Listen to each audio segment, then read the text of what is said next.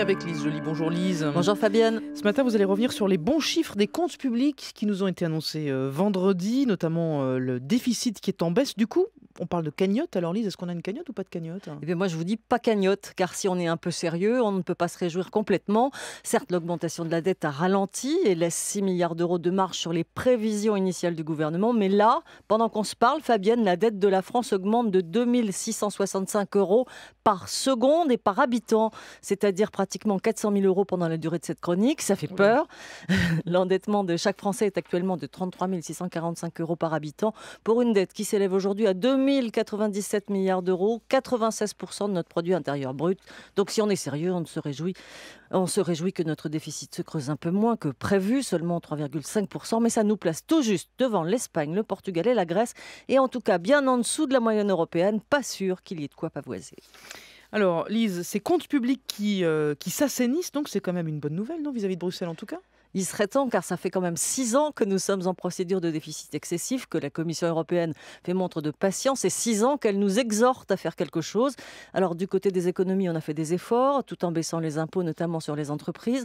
Les collectivités locales se sont serrées la ceinture en dégageant 700 millions d'euros d'excédent. Vous le savez, si vous avez un maire qui a supprimé un feu d'artifice ou reporté des travaux d'investissement, la Sécu va un peu mieux, les dépenses publiques sont mieux maîtrisées, la chasse aux évadés fiscaux a rempli les caisses, l'énergie est moins chère, elle a fait baisser les dépenses de l'État qui a aussi emprunté pour presque rien, et la croissance est aussi meilleure que prévu à 1,2%. Mais vous l'avez constaté, pas de vraie relance et pas de répit sur le front du chômage. Bien au contraire, ces bonnes nouvelles sont donc essentiellement dues à la conjoncture, mais la structure économique de la France n'a pas réellement bougé. Et donc tout reste à faire, vous dites, et notamment pour inverser la courbe du chômage, bien sûr. Oui, tout reste à faire puisque la France n'a pas encore réformé son marché du travail comme beaucoup d'autres pays européens l'ont fait, et surtout comme Bruxelles le préconise depuis longtemps. La loi El Khomri, ou ce qui en restera, est en principe toujours à l'ordre du jour. Et en cette année préélectorale, François Hollande aura donc une alternative, soit arriver en fin de mandat avec des comptes en ordre qui permettront à ses successeurs de faire respirer les Français, soit se montrer généreux, comme il l'a fait avec les fonctionnaires et le plan de formation des chômeurs, que cette cagnotte suffira tout juste à financer.